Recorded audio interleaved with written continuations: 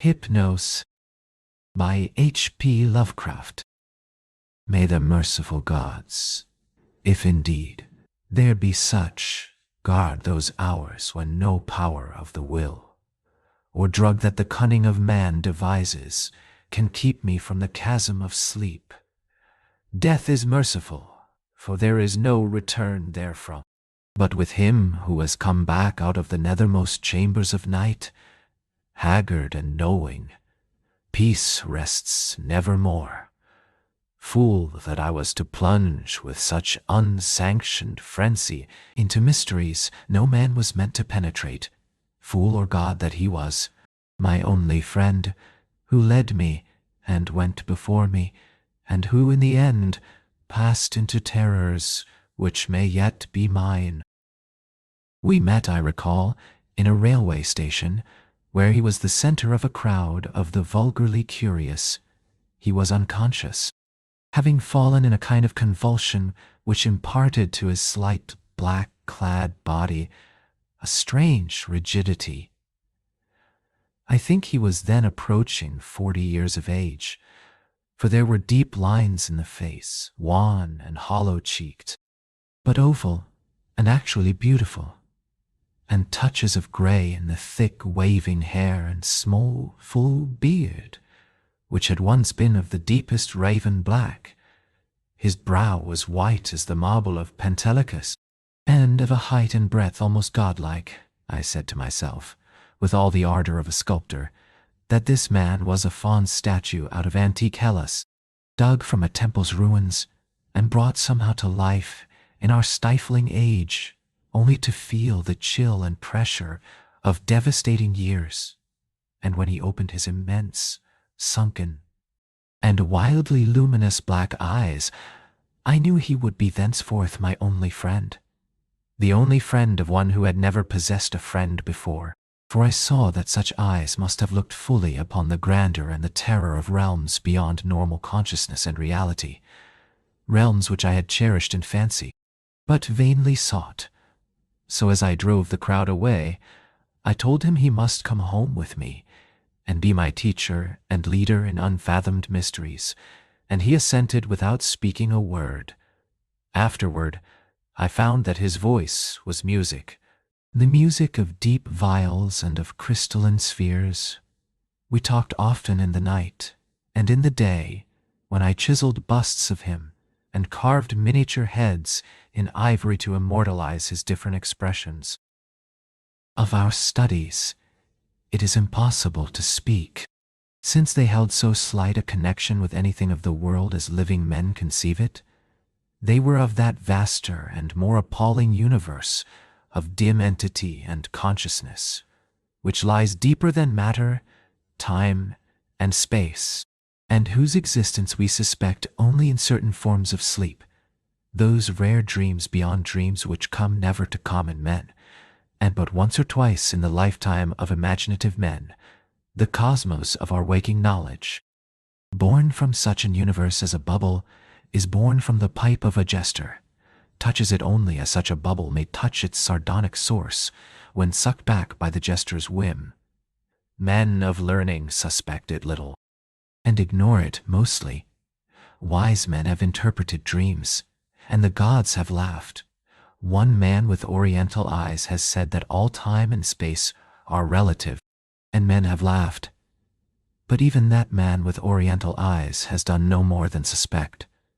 I had wished and tried to do more than suspect, and my friend had tried and partly succeeded.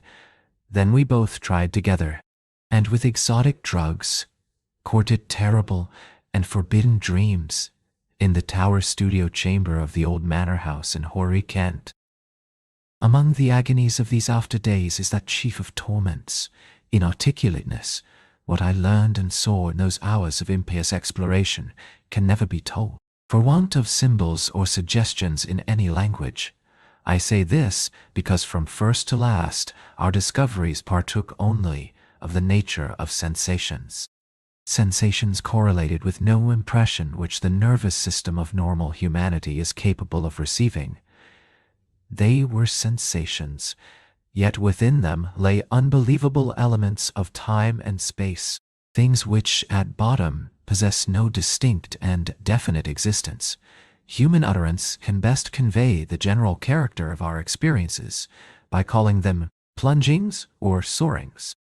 For in every period of revelation, some part of our minds broke boldly away from all that is real and present, rushing aerially along shocking, unlighted, and fear-haunted abysses, and occasionally tearing through certain well-marked and typical obstacles describable only as viscous, uncouth clouds or vapors. In these black and bodiless flights, we were sometimes alone and sometimes together. When we were together, my friend was always far ahead. I could comprehend his presence despite the absence of form by a species of pictorial memory, whereby his face appeared to me, golden from a strange light and frightful with its weird beauty, its anomalously youthful cheeks, its burning eyes, its Olympian brow, and its shadowing hair and growth of beard. Of the progress of time, we kept no record, for time had become to us the merest illusion. I know only that there must have been something very singular involved, since we came at length to marvel why we did not grow old. Our discourse was unholy, and always hideously ambitious. No god or demon could have aspired to discoveries and conquests like those which we planned in whispers. I shiver as I speak of them, and dare not be explicit, though I will say that my friend once wrote on paper a wish which he dared not utter with his tongue, and which made me burn the paper and look affrightedly out of the window at the spangled night sky. I will hint, only hint, that he had designs which involved the rulership of the visible universe and more, designs whereby the earth and the stars would move at his command, and the destinies of all living things be his. I affirm, I swear, that I had no share in these extreme aspirations. Anything my friend may have said or written to the contrary must be erroneous, for I am no man of strength to risk the unmentionable warfare in unmentionable spheres, by which alone one might achieve success. There was a night when winds from unknown spaces whirled us irresistibly into limitless vacua beyond all thought and entity. Perceptions of the most maddeningly untransmissible sort thronged upon us, perceptions of infinity, which at the time convulsed us with joy, yet which are now partly lost to my memory and partly incapable of presentation to others. Viscous obstacles were clawed through in rapid succession, and at length I felt that we had been borne to realms of greater remoteness than any we had previously known. My friend was vastly in advance as we plunged into this awesome ocean of virgin ether, and I could see the sinister exultation on his floating, luminous, too youthful memory face. Suddenly, that face became dim and quickly disappeared, and in a brief space, I found myself projected against an obstacle which I could not penetrate. It was like the others, yet incalculably denser, a sticky, clammy mass, if such terms can be applied to a non-material sphere. I felt, been halted by a barrier which my friend and leader had successfully passed. Struggling anew, I came to the end of the drug dream and opened my physical eyes to the tower studio, in whose opposite corner reclined the pallid and still unconscious form of my fellow dreamer, weirdly haggard and wildly beautiful as the moon shed gold-green light on his marble features. Then, after a short interval, the form in the corner stirred, and may pitying heaven keep from my sight and sound another thing like that which took place before me. I cannot tell you how he shrieked, or what vistas of unvisitable hells gleamed for a second in black eyes crazed with fright. I can only say that I fainted, and did not stir till he himself recovered and shook me in his frenzy for someone to keep away the horror and desolation. That was the end of our voluntary searchings in the caverns of dream. Awed, shaken, and portentous, My friend who had been beyond the barrier warned me that we must never venture within those realms again. What he had seen, he dared not tell me, but he said from his wisdom that we must sleep as little as possible, even if drugs were necessary to keep us awake.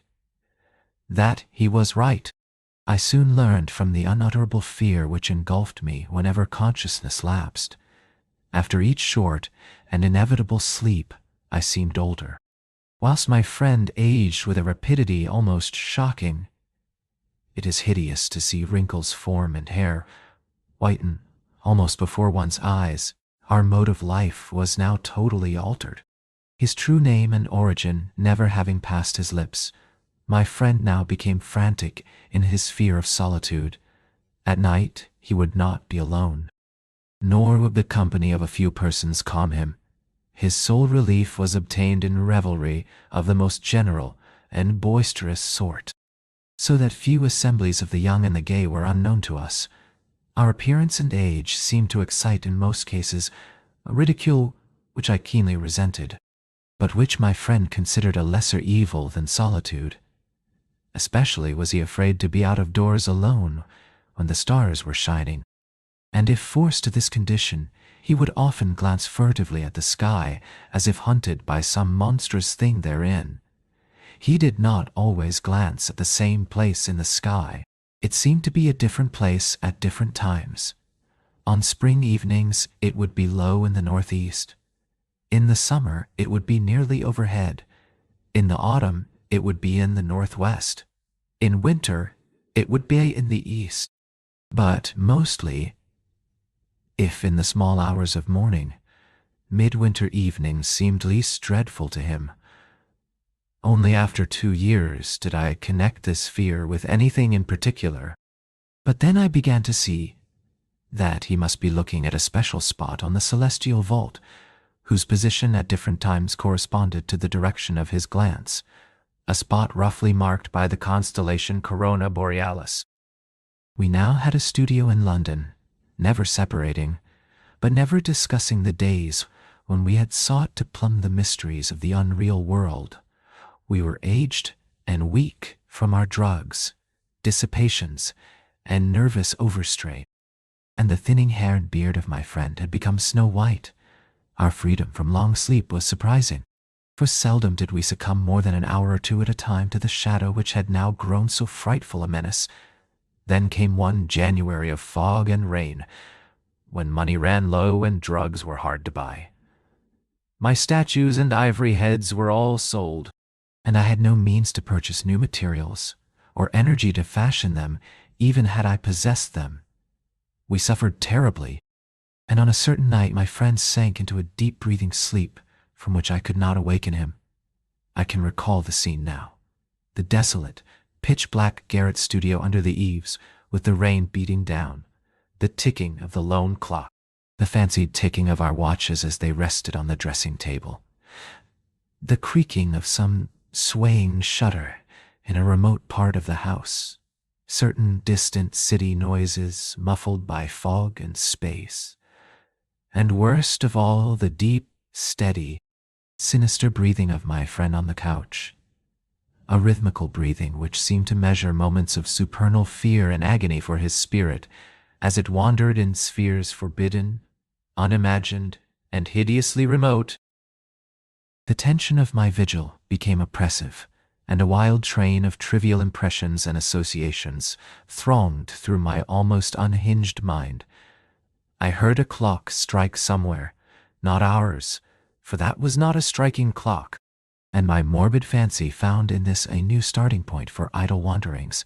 Clocks, time, space, infinity, and then my fancy reverted to the local, as I reflected that even now, beyond the roof and the fog and the rain and the atmosphere, Corona Borealis was rising in the northeast. Corona Borealis, which my friend had appeared to dread, and whose scintillant semicircle of stars must even now be glowing unseen through the measureless abysses of aether. All at once my feverishly sensitive ears seemed to detect a new and wholly distinct component in the soft medley of drug-magnified sounds. a low and damnably insistent whine from very far away, droning, clamoring, mocking, calling, from the northeast. But it was not that distant whine which robbed me of my faculties, and set upon my soul such a seal of fright as may never in life be removed. Not that which drew the shrieks and excited the convulsions which caused lodgers and police to break down the door. It was not what I heard, but what I saw. For in that dark, locked, shuttered, and curtained room there appeared from the black northeast corner a shaft of horrible red gold light, a shaft which bore with it no glow to disperse the darkness, but which streamed only upon the recumbent head of the troubled sleeper, bringing out in hideous duplication the luminous and strangely youthful memory face, as I had known it in dreams of abysmal space and unshackled time, when my friend had pushed behind the barrier to those secret innermost and forbidden caverns of nightmare. And as I looked, I beheld the head rise, the black, liquid, and deep-sunken eyes open in terror, and the thin, shadowed lips part as if for a scream too frightful to be uttered. There dwelt in that ghastly and flexible face, as it shone bodiless, luminous and rejuvenated in the blackness, more of stark, teeming, brain-shattering fear than all the rest of heaven and earth has ever revealed to me. No word was spoken amidst the distant sound that grew nearer and nearer. But as I followed the memory face's mad stare along that cursed shaft of light to its source, the source whence also the whining came, I too saw for an instant what it saw, and fell with ringing ears in that fit of shrieking and epilepsy which brought the lodgers and the police. Never could I tell, try as I might, what it actually was that I saw, nor could the still face tell, for although it must have seen more than I did, it will never speak again. But always I shall guard against the mocking and insatiate Hypnos, Lord of Sleep, against the night sky, and against the mad ambitions of knowledge and philosophy. Just what happened is unknown, for not only was my own mind unseated by the strange and hideous thing, but others were tainted with a forgetfulness which can mean nothing if not madness. They have said, I know not for what reason, that I never had a friend, but that art, philosophy, and insanity had filled all my tragic life. The lodgers and police on that night soothed me, and the doctor administered something to quiet me, nor did anyone see what a nightmare event had taken place. My stricken friend moved them to no pity, but what they found on the couch in the studio made them give me a praise which sickened me. And now, a fame which I spurn in despair, as I sit for hours, bald, gray-bearded, shriveled, palsied, drug-crazed, and broken, adoring and praying to the object they found. For they deny that I sold the last of my statuary, and point with ecstasy at the thing which the shining shaft of light left cold, petrified and unvocal. It is all that remains of my friend, the friend who led me on to madness and wreckage. A godlike head of such marble as only old Hellas could yield, young with the youth that is outside time, and with beauteous bearded face, curved, smiling lips, Olympian brow, and dense locks waving and poppy-crowned. They say that that haunting memory face is modeled from my own, as it was at 25, but upon the marble base is carven a single name in the letters of Attica. You are in the Silver Library. If you enjoyed the experience, like and subscribe for more.